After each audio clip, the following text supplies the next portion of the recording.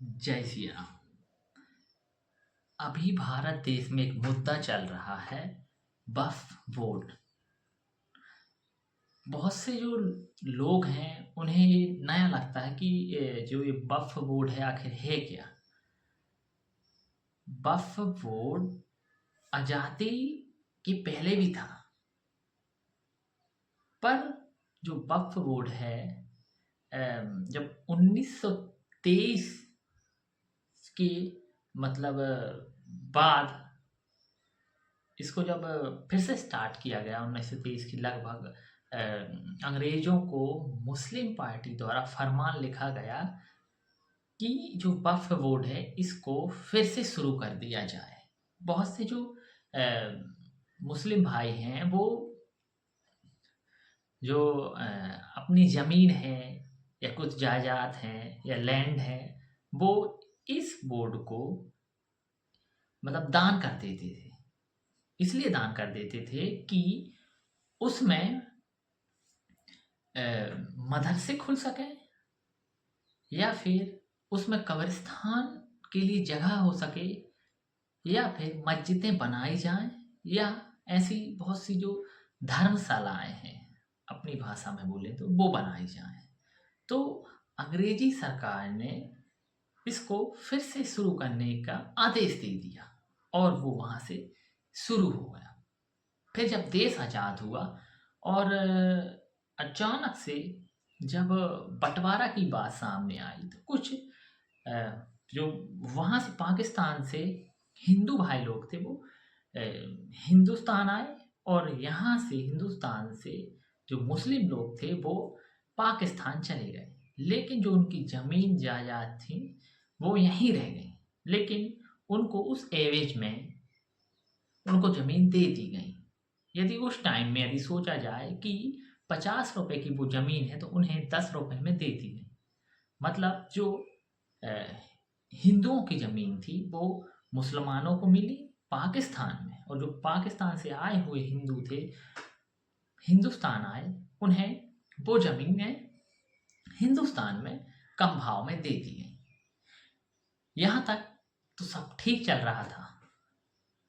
लेकिन जब 1995 में कांग्रेस की सरकार थी, नरसिम्हा राव की सरकार थी, तो वहाँ पर दो बिल पास होते हैं।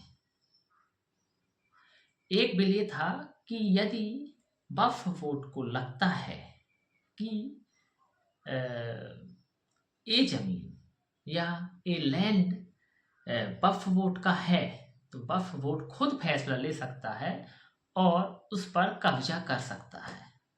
इस पर जो भारत का संविधान है या फिर जो भारत की सरकार है वो इंटरफेयर नहीं कर सकती।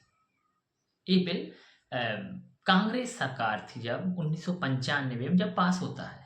फिर इसके बाद दूसरा ये होता है बिल कि यदि जो वक्फ बोर्ड है, भले वो किसी हिंदू की ज़मीन है या अदर मतलब अलग अलग धर्म की या सिख की है या बौद्ध धर्म की है, पर वहाँ पर उस लैंड पर यदि मस्जिद बनी है और 2 4 10 साल बाद जब पता चले कि जो ये मस्जिद है वो किसी अदर धर्म के लोगों की ज़मीन पर बनी है, फिर भी जो वक्फ बोर्ड है वो दावा ठोक सकता है। मतलब ये दावा ठोक सकता है कि ये ज़मीन हम ले सकते हैं। क्यों? क्योंकि इतने सालों से हमारी मस्जिद यहाँ बनी थी और यहाँ पर हमने इतने सालों तक एक प्रकार से मतलब राज किया। मतलब जैसे उदाहरण के लिए कोई किराएदार है, किराए से रह रहा है और वो दावा ठोक दे कि ये मकान अब हमारा है। ये अधिकार वक्फ बोर्ड को उस टाइम पर दे दिया गया और इतना मतलब पावरफुल अधिकार दे दिया कि उसे ना तो कलेक्टर है जो कलेक्टर ना कलेक्टर जो अधिकारी है वो नहीं रोकवा सकता। मतलब ऐसा लगता है कि वक्फ बोर्ड को लगे कि ये ज़मीन हमारी है तो वक्फ बोर्ड है जो वो उसे बोल सकता है कि भाई ये हमारी है। ये अधिकार कांग्रेस सरकार के टाइम पे उन्हें दे दिया गया। लेकिन एक मामला एक और निकल के आता है कि चेन्नई का एक जिला जो त्रिची है, वहाँ पर एक मामला निकल के आता है कि त्रिची के एक गांव है, वहाँ पर एक किसान अपनी ज़मीन बेचने को मतलब सोचता है कि ज़मीन बेचनी है क्योंकि उसको अपनी बेटी की शादी करनी है। पर जब वो ज़मीन बेचने जाता है तो उस ज़मीन पर स्टे लग जाता है और पता चलता है कि ये ज़मीन जो है वो वक्फ बोर्ड की है। अब वो सोचता है कि भाई मैंने ज़मीन तो कभी बेची नहीं और ये ज़मीन जो है वो लगभग 60-70 साल से हम लोगों की है, मतलब मेरे दादाजी, मेरे परदादा जी, उनकी ज़मीन है। अब ये वक्फ बोर्ड की कैसे ज़मीन हो? जब वहाँ पर एक्शन लिया गया तो पता चलता है कि वो पूरा जो गाँव है वो वक्फ बोर्ड के अधीन हो गया है। मतलब किसी ने वक्फ बोर्ड को उस गाँव को ही दान कर दिया है।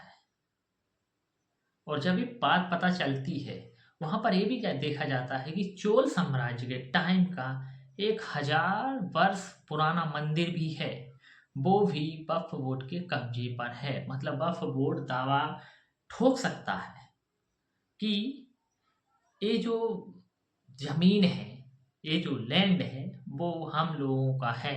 और वहाँ पर लगभग 95% हिंदू आबादी है।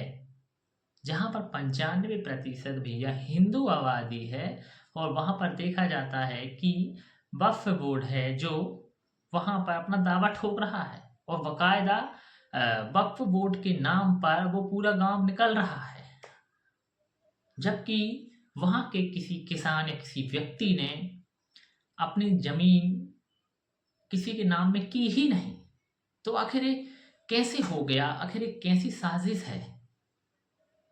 और यदि सरकार नया संशोधन कर रही है, यदि सरकार कुछ नया कर रही है तो सबके भले के लिए ही कर रही है, ना तो आने वाले टाइम पे ऐसा हो कि जो पूरा भारत देश है वो पूरा वक्फ बोर्ड का हो जाए और सामने मतलब दिक्कतें आने लगे, क्योंकि रेलवे, सेना और के बाद सबसे ज़्यादा जो ज़मीनें, जो लैंड है, वो वक्फ बोर्ड के पास हैं। मतलब भारत का तीसरा सबसे ज़्यादा ज़मीन वाला जो बोर्ड है, एक प्रकार से जैसे रेलवे हो गया, आर्मी हो गया, उसके बाद वक्फ बोर्ड है, उसका नंबर आता है। मतलब तीसरे नंबर पर है, सोचने वाली बात है।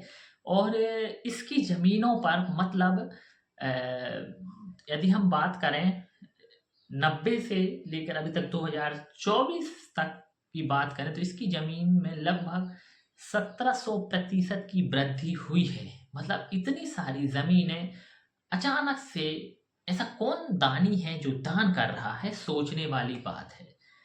कहीं न कहीं साजिश के तहत ऐसा किया जा रहा है और हो रहा है। जय सिया राम।